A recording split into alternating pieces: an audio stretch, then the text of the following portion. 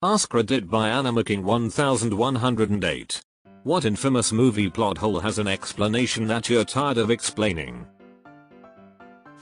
The Matrix Reloaded, the scene where Neo is talking to the architect. The screens behind them are not other ones. It is the predictions the machines are making on Neo's responses. Most of the scenes are incorrect in those predictions, except for when Neo must choose between Trinity and all of humanity. The machines nailed that response on all screens.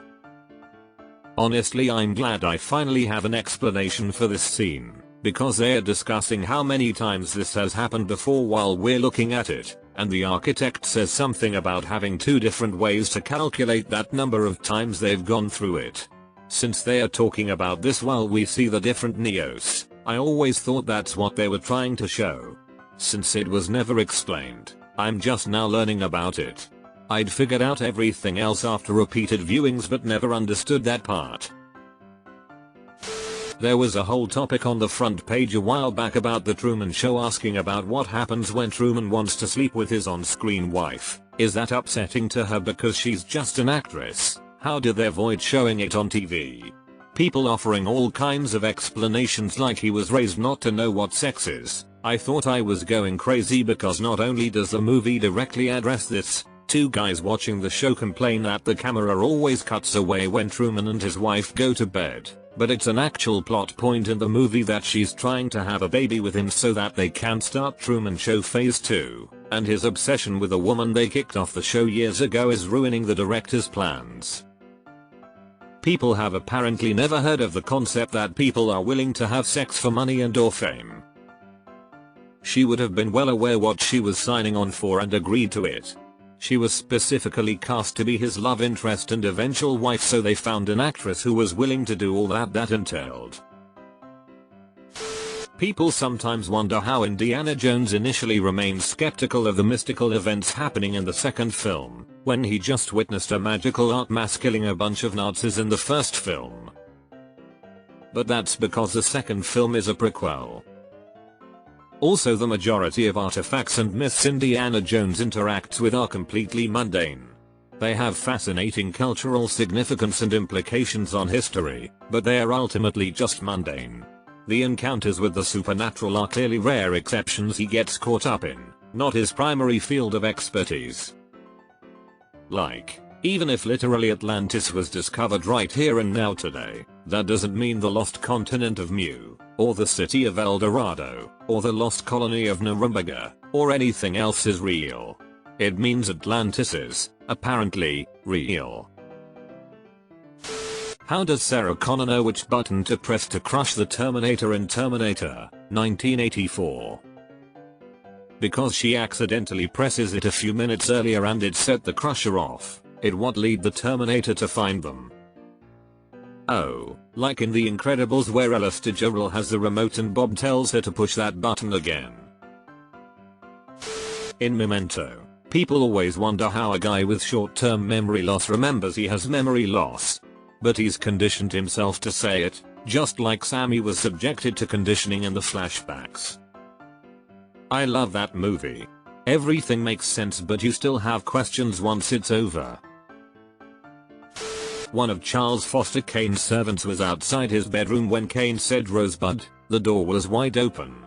The dialogue later confirms that a butler heard Kane's dying words and reported it to the paper. Was going to post this. I watched the movie long after I'd seen all the BuzzFeed style articles about biggest plot holes. Yet when I watched it I was confused, as it explains that people heard it pretty clearly. Friends. How did they pay for that apartment on their salary in New York? The very first episode, Monica mentions that her grandma owned the apartment, and she would never be able to afford it otherwise. And it was rent controlled. Plus I think it was an illegal sublease and they had to hide that from the super. On watching The Sixth Sense, it may seem completely improbable that Bruce Willis' character didn't realize that he was dead. Yet it's explained right there in the movie. Ghosts see only what they want to see. They show it in the movie. He can't see things that are different since his death, like the table in front of the basement door. In Jurassic World, Claire didn't outrun the T-Rex in heels because it wasn't chasing her. The dinosaur was conditioned to equate the flare with feeding time, so it was patiently following her to an anticipated meal. The situation is similar to how zookeepers can have limited interactions with lions and bears. Well, I'll be damned. Katniss, who nearly died in the Hunger Games twice, yet still had sympathy for the children of the Capitol, wasn't acting out of character when she agreed to Coin's idea of one last symbolic Hunger Games with the Capitol children. When Coin suggested the symbolic Hunger Games, that was the moment Katniss made up her mind to assassinate her, but I think she had been considering it long before then. She only agreed so Coin wouldn't suspect anything. Plus it's very clearly stated that she, Haymitch, and Peter had all agreed to just keep their heads down and not get noticed by anyone. Like the book just says that. Toy Story. Buzz stops moving in front of humans but doesn't think he's a toy. His delusion is the whole point. It's what drives Woody crazy. He tries explaining it to him. You are a toy. Buzz has training from Space Academy, and the brown bear play dead procedure is taught if you are found by a huge alien creature and unable to run. Encanto. Bruno in the walls and Dolores knowing. Not only does she state during the song she can hear him, and at the end of the movie says she knew. This whole family broke into song about we don't talk about Bruno at the mention of the man, so she was basically told probably the same when she tried to tell the family. Mama, I can hear Shio Bruno in the. It was my wedding day. Not exactly a plot hole, but I hate when people misinterpret the scene in The Incredibles where Violet saves Dash from being shot at her intending to take the bullets for him. Yes, Dash says how are you doing that, and she responds I don't know, but that he means is suspending herself in midair inside a spherical force field, which she's never done before. She already knew how to make dome-shaped fields big enough to cover Dash. We saw her do that when they were fighting at dinner earlier in the movie.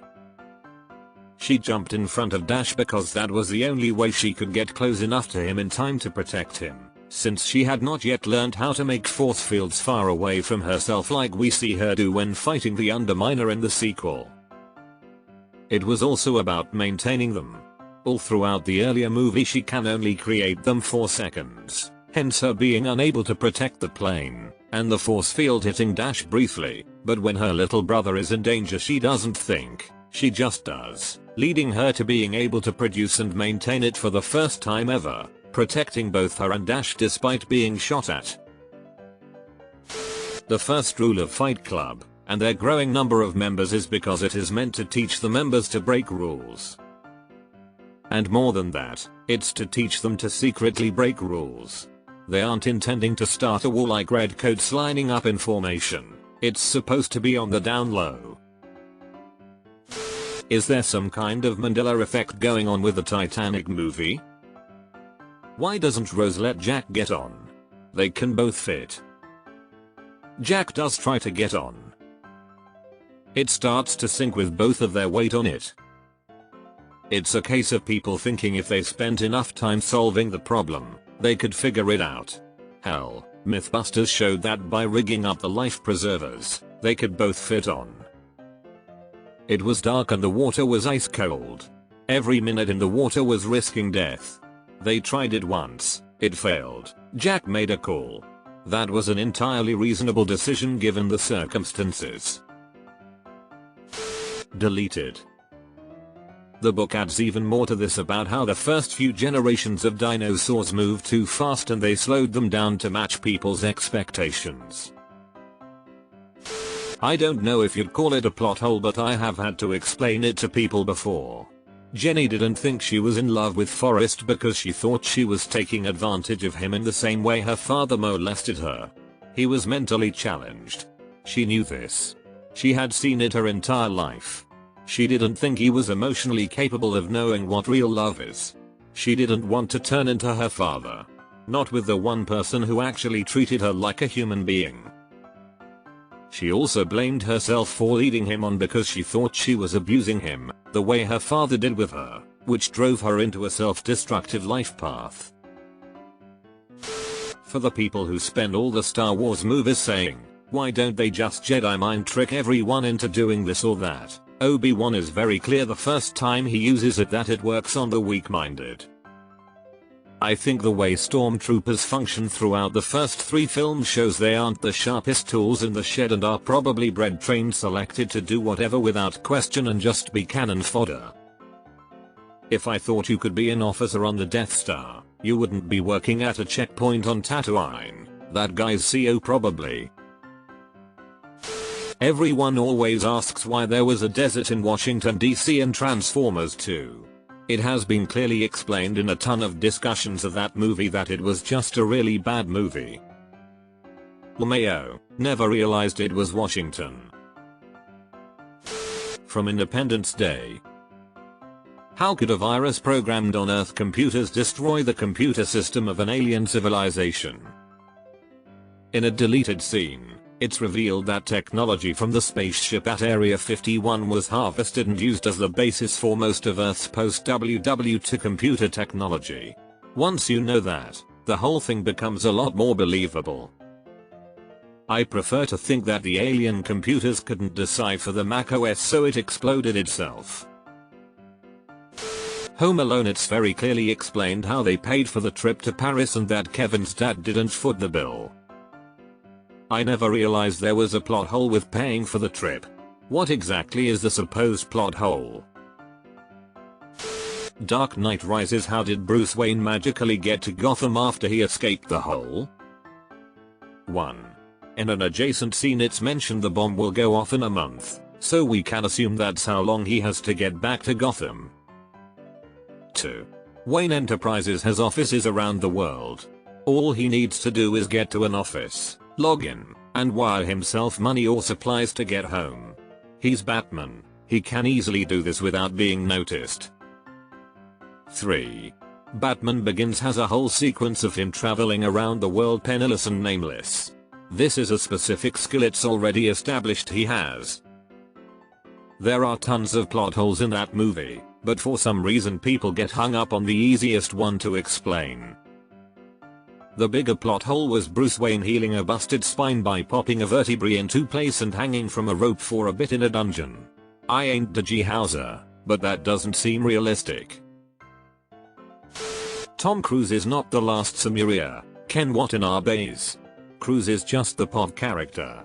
It's not a white savior movie, but instead is a white colonialist learning about the value of native cultures and people. And Daniel Day-Lewis is not the last Mohican, his adoptive father is. I'm not quite sure if this will be clear since I'm not a native English speaker. In Endgame, at least in the reviews, I've always heard that Tony finds the solution to time travel at his first try and how lucky he is. The night he finds the solution, he had told the AI to run one last simulation before stop it for the day.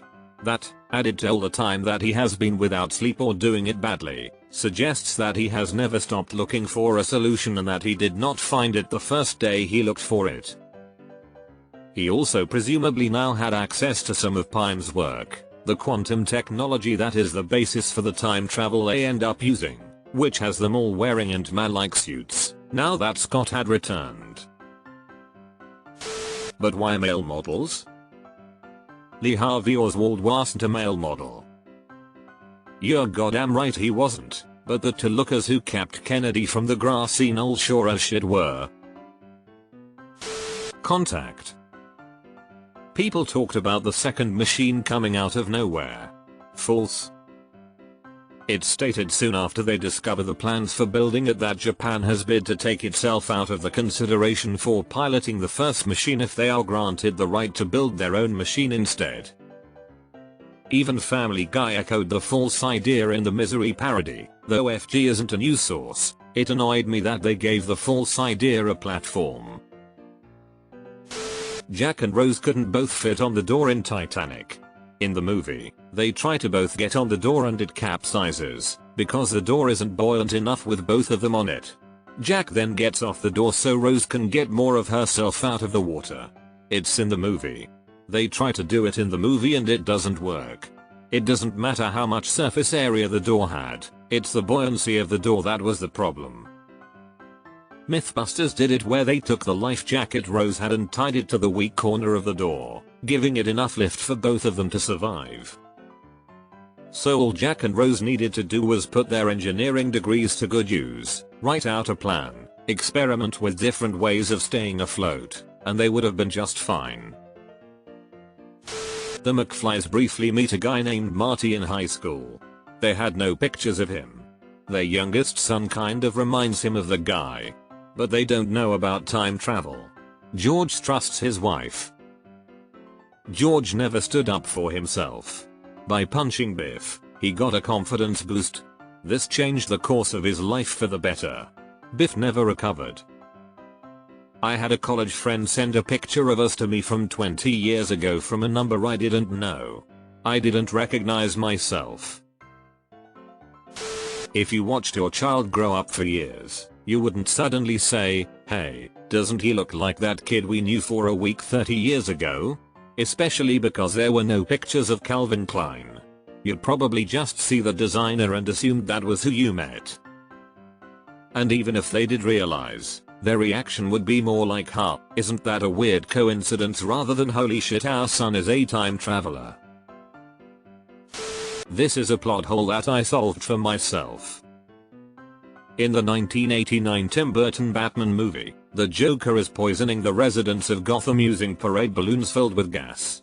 Batman swoops in with a Batwing and uses a scissor thing on the nose of the Batwing to grab the ropes of the balloons and fly them away from the city. It always bothered me that the Batwing would have scissors or a giant claw on the front because it would be a useless tool for fighting bad guys. It wasn't until this scene in The Dark Knight more than 20 years later that the claw on the front of the Batwing made sense to me. https://yahoo.be/7b0gh8sles8?152. The claw on the front of the Batwing is for a skyhook system for extracting Batman or others from troubled spots where the Batwing cannot land. Batman just made use of it to grab the balloons so he could pull them away from Gotham. Stormtroopers purposely missing Luke and Leia and letting them escape so they can find the rebel base. Yeah, and most other scenes in the rest of the movies they aim just fine. Also, Obi-Wan could be exaggerated their skill to Luke in the first movie. The Karate Kid. Both Johnny Lawrence and Dutch both score on kicks to the face in the All Valley Karate Tournament.